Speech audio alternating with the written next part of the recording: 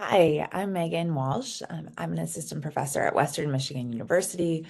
I am incredibly bummed that I am recording this from my hotel room in Nashville. I should have been on my way home earlier today. I was here for a memorial service for a true giant in the field of educational research, in the field of reading research and math research. Just a really incredible person, really one of the people in our field. She passed away this summer, and I was here for her funeral today. Really wanted to be back with all of you because there's nothing that gets me more excited than talking to educators and parents and others who are really passionate about helping all students learn how to read and to be successful in school. That's really important to me. I was a teacher for 6 years. In South Dakota, Las Vegas, Nevada, and in Rockford, Illinois, before I went and got my PhD at Vanderbilt University and studied reading intervention there for 6 years before coming to Michigan and taking the role that I have currently at Western Michigan, where I get to work with all sorts of new and also advanced teachers who are coming back to get extra certification. So I get to do this stuff and talk about this all day. The trick of this is, how do I give you something in 20 minutes that would be interesting? So I'm going to try my very best. I'm so sad that I'm not there. And I hope that we have other meetings like this through Promise to Read or other avenues, and we're able to be together. And if you want to reach out, I'll leave my contact information at the end. I'd love to contact or work with any of you. So if you have any questions or you just are interested and want to work with me or do something, I'm all for it. I'm totally game. So, all right, I want to give you a few strategies. I was asked to kind of give you some ideas for how to work with a student who might be at risk for dyslexia, maybe assessments, interventions. That's kind of broad. So I'm going to jump in. I'm going to give you as much as I can in as little bit of time as I possibly can. Here we go. All right, I have a couple acknowledgments at the top. So there was this cool infographic that came out from the National Center on Improving Literacy. I have it over on the side, called Avoid a Lemon. And it's this really cool family. I thought it was really helpful because it kind of summarizes some of the worst things that we do when it comes to reading instruction, and then what you can do about it, what you can do to help your child or help any child that you're working with actually get what they need. I did letters training. Letters training right now is being offered to teachers across our state through MDE. It's written into the dyslexia legislation that everyone who's teaching K-5 or any special education teacher should receive evidence-based PD. The state has decided that's letters. I went through letters and was also trained as a facilitator to facilitate letters training. So full disclosure, because I've gone through that, I'm sure some of it's going to seep into what I talk about today. So I need to give credit where credit is due. And then I was at the Council for Exceptional Children. That's the kind of big meeting that happens annually in the country somewhere. It's always in a different city, of everybody in the special education community. And two of my favorite researcher friends, Chris Lemon, who is at the University of Stanford, or Stanford University, and Jessica Tost, she's at the University of Texas at Austin. They are incredible researchers in reading. Chris Lemons works with students with significant impairments like Down syndrome, etc. And Jess Tost is a reading researcher out of UT Austin. They do incredible, incredible work, but I was at a presentation that they gave at CEC that was just kind of like a basic phonics, and I thought it was so phenomenal how they did it. So I think all three of these things are going to impact what I talk about right now. Okay, so in our schools, for whatever reason, bad reading instruction pops up and it takes hold, and it's all we ever want to do. And so all the time, we are fighting these kind of waves of new ideas that are coming through and old ideas that are reframed as new, that look like reading instruction, but they really aren't. So some of the things that you might see that look like reading instruction, and full disclosure, when I was a beginning teacher, I definitely tried many of these things myself in my room, but you'll see things like word shapes. So when we're teaching sight words, we teach students to kind of look at the way that word is shaped. Oh, it has a lower part that goes below the line and a part that goes above the line, and it's this short or this long. And that's how they're supposed to learn these sight words. And we spent a lot of time practicing sight words. For a while, there was talk that like dyslexia, because it's this idea that, oh, they're mixing up their letters. So if we use a special font and we put colored overlays on it, that will help. There was talk that, oh, if we just do some multisensory practice and we use our big muscles, we'll be able to help students learn their letters better. So there were things like writing in sand and writing rainbow letters. And then there was lots of course, sight word practice with sight word walls, etc. I was mandated to do it actually in my first school, so we had to do that. There are just, if you read it, so we try silent sustained reading. If your kid reads at home 20 minutes a day, certainly that will help them become a reader. If they just read enough books, and if they learn some like guessing strategies, they'll guess the right word when they read books. So these things, they sound kind of silly the way I'm describing them, but they're everywhere. They're kind of in the fabric of what we're doing in our schools all the time. And it looks like reading instruction. And often when people do it, they mean really well. They really want students to learn how to read. So they do all these cute things that they think are going to help students learn to read. The problem is it doesn't make sense for the way that our brains learn to read words. So when you were a baby, you did not come out reading words. You did not have the parts in your brain, the pathways built in your brain to be able to read words. Slowly over time, though, those things developed. So when you were in utero, you started to develop this one part of your brain specifically for the sounds in speech. All the other sounds go to another part of your brain, but this sounds in speech, the sound of your mom's voice, your dad's voice when you were in utero, went to one little spot in your brain that started to pull out the sounds in our English language. And around age 5 and 6, you started to be able to distinguish individual sounds within those words. And then when you went to kindergarten and you started seeing these letters, all of a sudden you started to build this spot in your brain where the letters go. It is different from all the other visual input you're taking in. So when I look around and I see light and color and shapes, it's lighting up one side of my brain. But when I see a letter specifically, this little letter box, visual word form area lights up. And over time, we have to build this practice and build this pathway between our phonological area, our phonological processor, and our orthographic or spelling processor. And we kind of go back and forth, matching sounds to spelling, sounds to spelling, sounds to spelling, and eventually connecting those to meaning and then being able to understand and remember what we read. So let's see what this looks like. You see this letter on the screen, and that orthographic processor in your brain just lit up.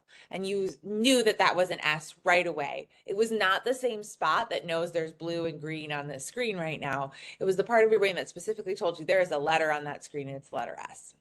As soon as you saw that letter S, the sound part of your brain where you hear the sounds in speech, not the sounds in music or car doors, but the sounds in speech went S, and you made the sound of that letter. You do this super fast when you read words. Eye tracking studies have been able to show us that everyone reads from left to right and actually reads every letter as we read across. There was kind of a funny thing where they'll show, I don't know if you've seen it, where they show the first letter and the last letter and your brain can fill in the other parts. And while your brain is capable of doing that, the truth is your brain always reads from left to right all the letters and sounds. It just does it so fast you can't even tell that you're doing it. It's able to work around, but that's how we read. So the problem is those strategies I showed you on the front largely require us to use things that aren't what good readers do, right? So they asked us to look at things like visual information. So if we use a special font or a colored overlay, someone with dyslexia will be able to read it. If we look at the shape of the sight words, we'll be able to remember them. If we learn the sight words by their first letter, we'll be able to find them quickly and know what we should write there.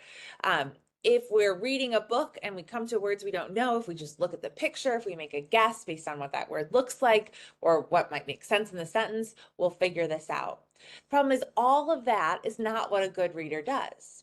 A good reader has a special part of their brain developed to hear sounds, a special part of their brain developed to see the letters, and they've built these pathways between those things to be able to read those words super fast. When they do that, all of a sudden, all these meanings will light up in their brain. So for that word switch, maybe you thought of the toggle on the wall that turns the lights on and off, or you maybe thought of the verb to shift or exchange, or a noun like a movable section of a railroad track. Probably not that one. But definitely you probably thought of the gaming system made by Nintendo if you've ever been around a child in your life. Only through looking at the context are you able then to kind of develop an actual model of what the text is saying and figure out which definition it is that we're using. So in this sentence, some teachers switch their thinking about how students learn to read. Your brain is able to figure out that that definition of switch is the verb to shift or exchange something. So I said, we're not born readers, right? If we're exposed to the right kind of reading instruction, what brain studies are showing us and what we see is that we develop these specific pathways in these specific areas of our brain, and we see them lighting up on MRI studies and functional cognitive tests like that. What we also know is that students who struggle with reading have less activation in those places and more activation in the inefficient areas of their brain that they shouldn't. So you'll see that they're using their right hemisphere as a compensatory strategy for the fact that they're not using their left hemisphere like they're supposed to, and they don't really have the correct areas formed in their left hemisphere. However, what we know is that if we use the right methods and the right intervention and instructional supports, what we see is that a student who did struggle with reading can effectively work on those pathways and improve their reading and their reading efficiency to be more like a student who never struggled in the first place. So what can we do to help a student who is struggling to read? Well, first of all, dyslexia is a disability that starts with sound. It's a difficulty in the brain of matching sounds to their spelling. It is not, as a lot of times we think, a difficulty or a disability of mixing the letters up or switching letters around. That's not dyslexia. Certainly, some people might need glasses or other visual supports, but dyslexia is a difficulty in hearing the sounds and matching those sounds to their letter form. So when you're working with a student who is struggling or might be struggling, an important place to start is the sound. I cannot read the words if I cannot hear the sounds. So we start here. We want to make sure we provide distributed practice with all 44 phonemes in the English language. There's 44 different speech sounds. Obviously, our predictable consonants like b, d, t, our short vowels a, I, but also our digraphs like sh and ch, and which is like that little nasal sound that we make in our nose for the ng spelling. And then we have R controlled vowels. We have diphthongs like oo and oi, all sorts of sounds in our language. There are sounds in the English language that don't exist in other languages. And there are sounds in those languages that don't exist in our language. So it's really important that students have opportunities to hear and practice blending and segmenting the sounds in our English language as much as possible. So they should practice blending sounds. So for example, I might say b, at, and the student should respond with bat. You can practice that if you have a little kid at home. You can just practice saying sounds and seeing if they can guess the word. Sometimes I will use Unifix cubes, colored squares, or block, kind of like a 3-cube thing on my desk, and I'll point at the sounds, and then I will slide my fingers across those cubes and have the student tell me the word. They have to blend sounds together in order to read words. They have to segment or pull those sounds apart in order to spell words. So another useful thing to practice is to say a word and have a student tell you the sounds in that word. So I could say shop and the students would say sh, ah. I like to put up a finger and have them say those sounds. Anybody can do that anywhere. You don't have to do a bunch of that every day, but a little bit every day can kind of help our students to develop the ability to blend and segment. When you're doing that with any child or any student that you're working with, it's really important to pay very close attention to the manner and production of the sounds in the mouth. So phonemic awareness is connected to how we make the sounds in our mouth. For example, the and the n, the m and the n sound really, really close together, especially if you're watching a video of me and I'm not standing in front of you, right? They sound really close together. We only know the difference because we can look at the mouth and see that the M sound, and the N sound, are made in two different ways. One, our mouth is together, our lips are pushed together, and one, our lips are apart.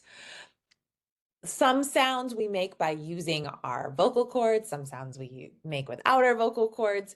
So it's really important to physically watch how a student is making those sounds and how we are making those sounds in our mouth, because it's all really connected. Something interesting that we all saw coming out of COVID, and certainly I saw as I was looking at all the data, is that students who were in kindergarten and first grade, when this skill really develops and comes online, they were learning at home on computers where they couldn't really see the teacher very well. They couldn't see her mouth moving. They couldn't hear as clearly. And so we saw a really big delay in learning how to map sounds to spellings because we were missing that piece of actually looking at someone's mouth. And when they went back to school and their teacher's mouth was covered with a mask, again, they still couldn't see their mouth moving. So we see this kind of ongoing delay in the reading skills of students who were in kindergarten and first grade at the time when we shut everything down for COVID. And it just kind of speaks to the need that we have. Our students need to see our mouth moving, and we need to check to make sure that they understand that. Like everything in education, there are these traps. We get stuck on things that are not evidence-based. We don't do the things that are evidence-based. So the things that were on that previous slide, instead of practicing those things and doing a little bit each day, what we end up doing is things that are kind of like going down little rabbit holes, little traps. So one thing that kind of really took hold a few years ago was whole classes practicing 30 plus minutes a day of this phonemic awareness stuff, where the teacher would just do sound activities, no letters, no reading, just practicing sounds. They would do a lot of manipulation, and this is still happening a lot, very frequently, where I might say a word like ramp and ask you to change the into a l sound, and you should say lamp. Fun activity, doesn't hurt anyone, but it's not helping anyone become a better reader because we're kind of leaving the land of reading practice and going into some other area. And the real reason for that is it's all about matching the sounds to their spellings. So as soon as students have the ability to blend and isolate and segment those sounds, we should be connecting those sounds to the letters that they match to. Anything else that we're doing is just delaying and keeping us from getting to the important stuff. Also, there's this part of hearing sound, rhyming and clapping syllables.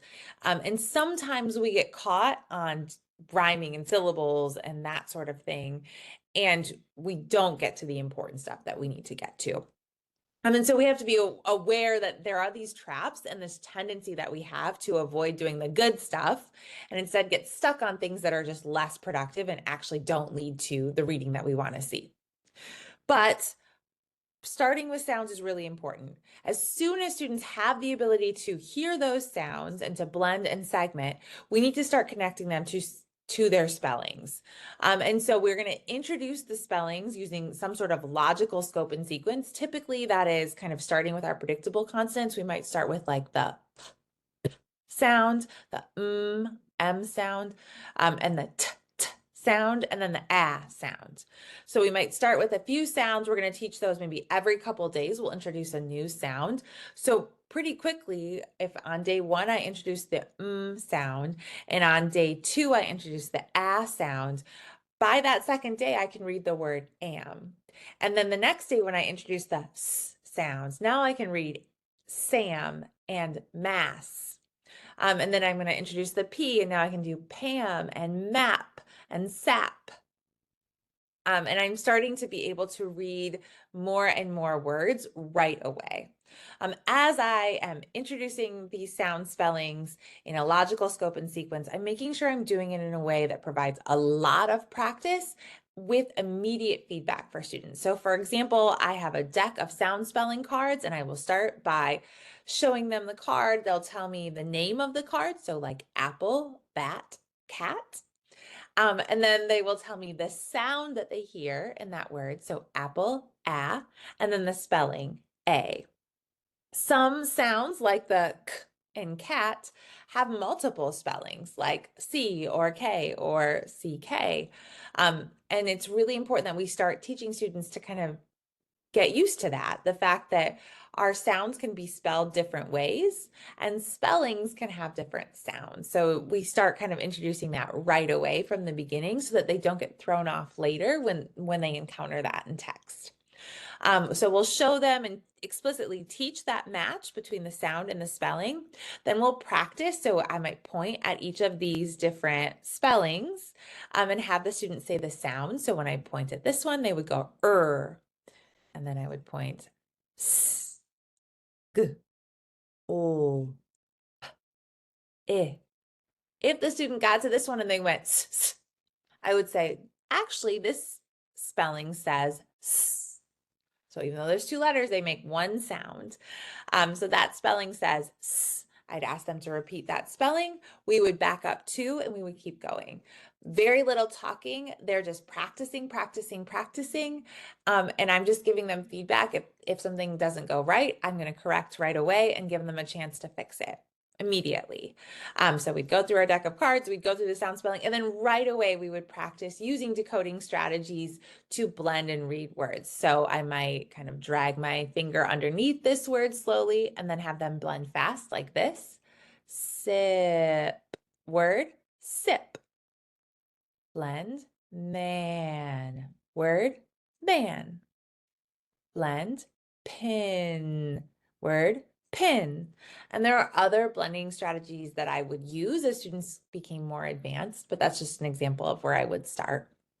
As we're practicing this, we're going to practice going from the sound to the spelling to reading the words, but also we're going to practice, I'll say the words, they'll break the sounds apart to write those words and spell.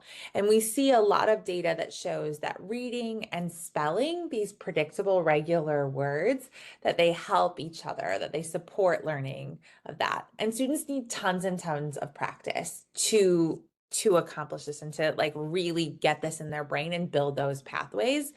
The more significant a student's reading disability or other disability might be, the more practice that they need. So we need to give them lots and lots of opportunity to move from sound to spelling to read words. In this world of phonics instruction, though, there are lots of faux phonics things. So I don't know if you've seen those commercials where it's Bateman or Batman. These are things that pretend to be phonics instruction, pretend to be reading instruction, but are not.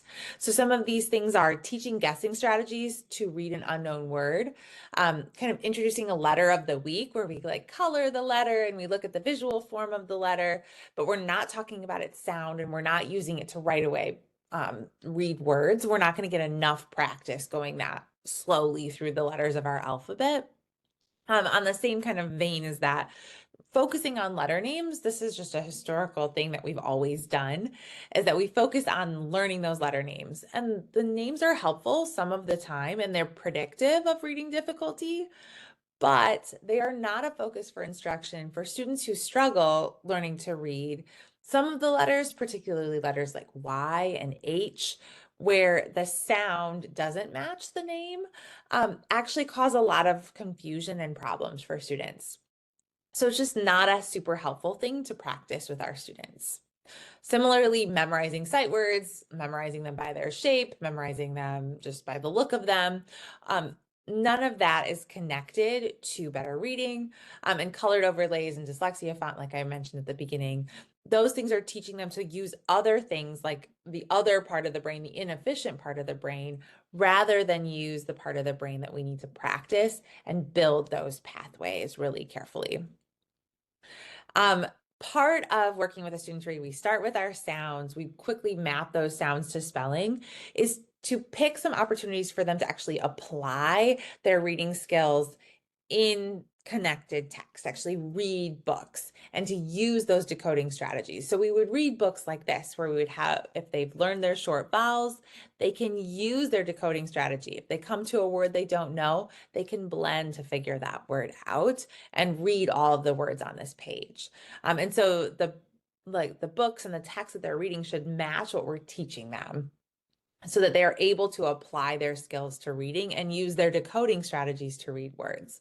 Something that really kind of took hold in our schools in the last 20 years is the use of leveled readers, where students the text becomes more complex on the page, and it's really sight words and guessing strategies to kind of move up. And you learn more guessing strategies, and then you can kind of move up levels to more complex text as you memorize enough words.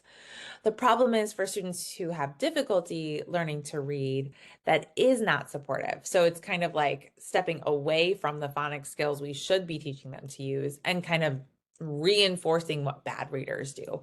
And we do not want to do that. Instead, we want to give them opportunities to practice and connect.